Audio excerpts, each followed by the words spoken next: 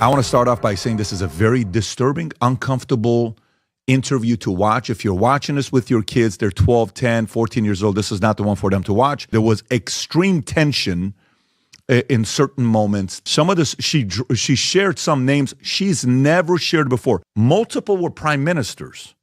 Multiple were billionaires. These are her claims. Enjoy this uncomfortable interview that I had with Annika Lucas. Well, that was quite the intro. Hey everybody, welcome back to the channel. This video most likely will be suppressed, shadow banned, or kind of throttled in the algorithm just due to the topic at hand. However, these are things that I'm starting to hear more and more about, especially in conversations, those whispering conversations. And if you are somebody who's a little bit more sensitive to these types of conversations or topics, if you've dealt with this yourself, or if you know somebody who's dealt with this, I would probably suggest just tuning into the next video that I put out, next video that I put out. But on this topic at hand, the reason I wanted to cover it is because Justin Trudeau's dad gets mentioned multiple times throughout this video. And through understanding what this woman is explaining, might actually give us an explanation as to why Justin Trudeau is the way he is. Now, you're going to hear a lot of claims made by this woman, Annika, and as PBD says, do your own research, but this sensitive subject is becoming a little bit more in the forefront ever since, I would say, that video from the movie from last year, The Sound of Freedom, came out, that kind of put forward how all of this child trafficking and all this abuse is happening. And PBD mentions, it sounds like close to almost 500,000 kids have gone missing, just in America alone. But I advise you to go do your own due diligence, your own research. The reason why I wanted to have this conversation, this is not a podcast you want to sit there. I can't wait to watch this one here. But I think we have to, because, you know, with the 359,000 missing children in America as of 2022, according to the FBI, what else do we need to do? Just sit around and not talk about it? No. You know what? It's just too disturbing to watch. It's just too disturbing to watch. Someone's kid is missing. Do we not bring light to it? Do we not address it? I just feel it's our responsibility. And every once in a while, I do these because I think it's our responsibility to bring attention to it. It takes a lot of courage to talk about it. I also don't want to sit there and, you know, claim everyone's guilty. I believe innocent until proven guilty, but I believe go do your research and your own due diligence on the names that she's dropping. Now, most of you know I like doing a little bit of research for my videos, and PBD definitely isn't the first podcaster to talk about this subject. You've had, as of recently, a lot of Candace Owens podcasts are on this sort of thing. Joe Rogan has talked an extensive amount, especially about MK Ultra and what the CIA did to the American population. And through some of my own research, as I'll be showing you a little bit later on, there's another individual who's been quite outspoken about this, mentions Pierre Trudeau as well, has her own podcast, and there's an episode from about 2 years ago where she talks a little bit more in depth about this that we'll get into. But now let's jump into the PBD podcast. You were 9 years old at the time. Yeah. Okay.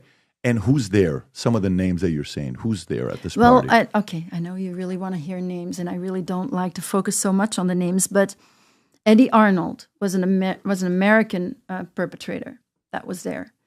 And Eddie Arnold was, yeah. So Eddie Arnold was somebody who really, really, really wanted to belong to the club. And I don't know how people got in there. Some of them are coming in through masonry. Some of them are coming in other ways because they get famous and then they get lured in. But he just really wanted to belong. Now, when you say belong to the club, meaning just to be there. Power. But was he? It's power. But not abusing kids. You're not. No, he abused me. Yeah. I mean, yeah, he abused me. So here we have her reluctantly giving us the first name, and it's of a famous musician.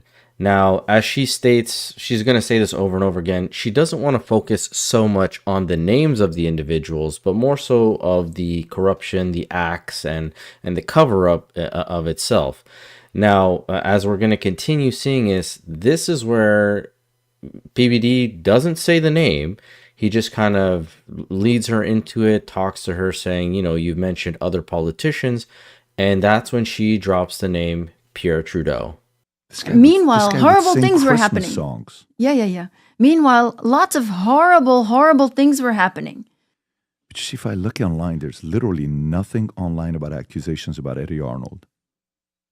Can you say? You're not going to probably... I know a lot of survivors of David Rockefeller, but I don't think you're going to find any accusation online about David Rockefeller. It's all about cover-up. It was very, very good. All the investment, all the money goes... I mean, not all the money, but it goes a lot to the image. You gave a couple other names to me earlier. I don't want to say it until you're comfortable. One of the names was another famous politician from the West. Yeah. How did you meet him? He was also there that week. He was also there that week. Yeah, Pierre Trudeau. And what was the interaction with you? Scary. Was his wife also involved or just him? I didn't see his wife, or I don't know. I didn't see anybody else but him. But you vividly remember him. And when did you know it was him later on? Because at the time you're 9, 10 years old. Yeah, again, this came much later. I don't remember exactly when I realized that it was him. Now, something to note is PBD brought up Justin Trudeau's mom. And although Annika here says she didn't really realize if she was involved or anything like that, the research that I was doing, the other individual who we'll be taking a look at later on, she actually has quite a bit on Justin Trudeau's mom. Whether it's true or not, we'll get into it. But if you had any doubt that she was talking about Justin Trudeau's dad, PBD clarifies it by addressing this to her. You don't remember when he came to you later that it was Pierre? No. Justin Trudeau's father, right? That's who you were talking about. Yes.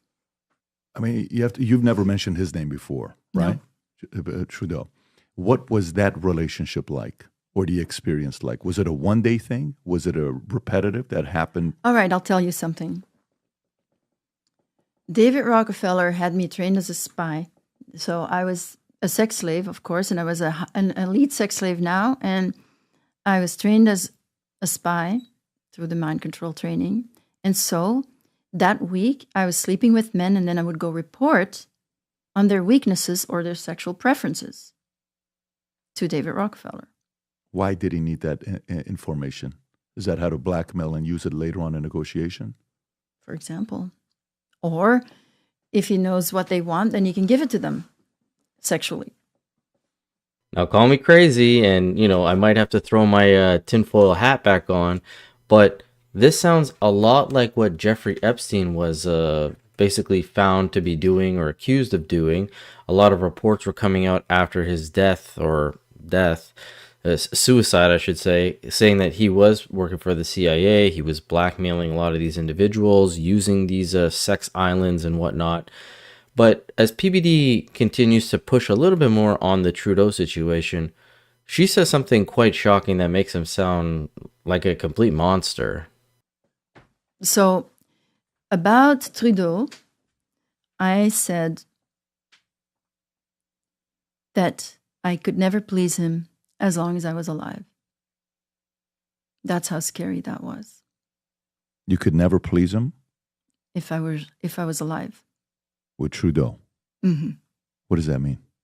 It means that he couldn't kill me because at that point I was not a throwaway child.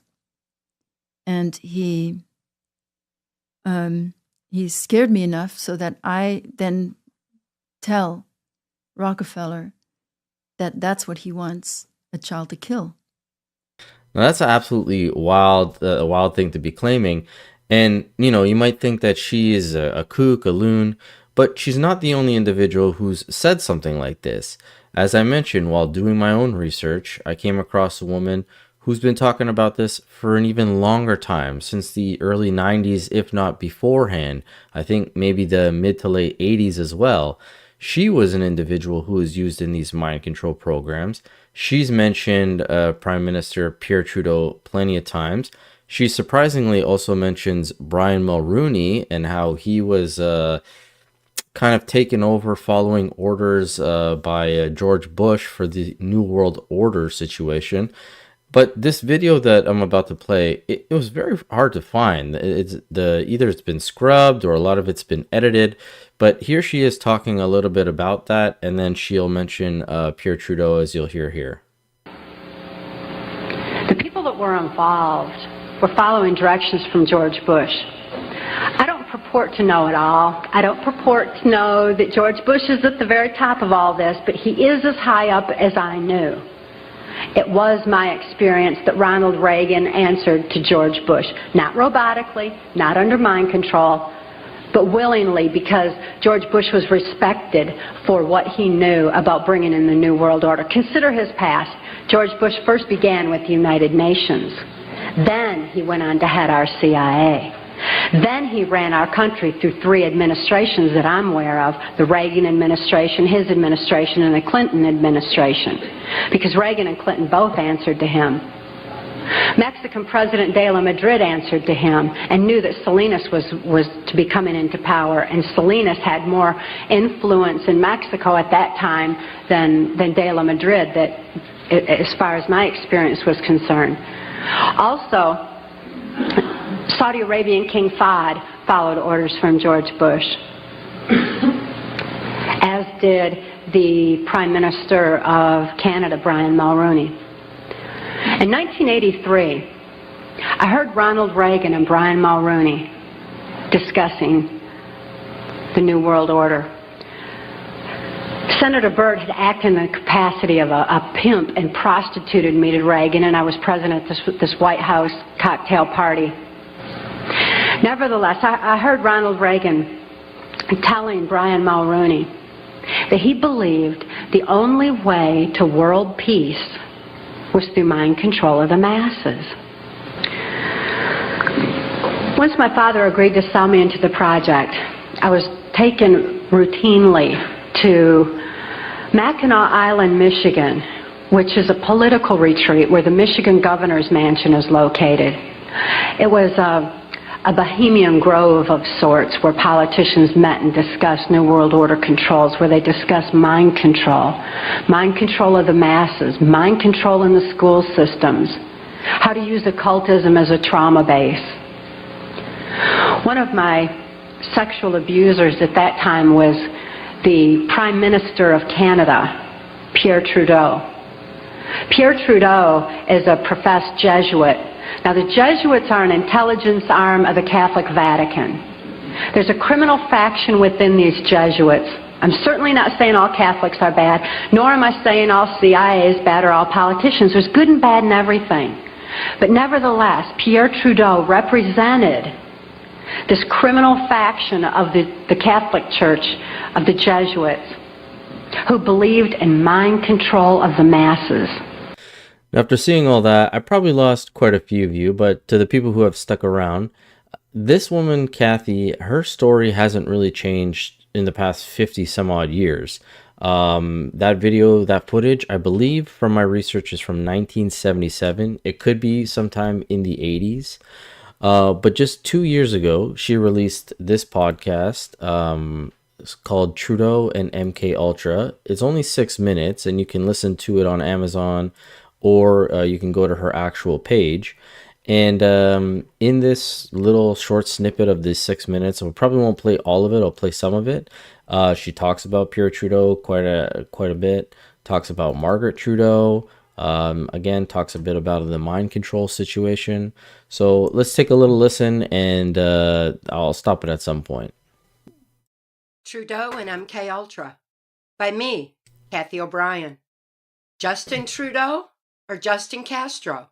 Either way, the father who raised him, former Canadian Prime Minister Pierre Trudeau, was a master of MK Ultra mind control of individuals and nations, with a goal of implementing what Adolf Hitler, George Bush, and Joe Biden term the New World Order.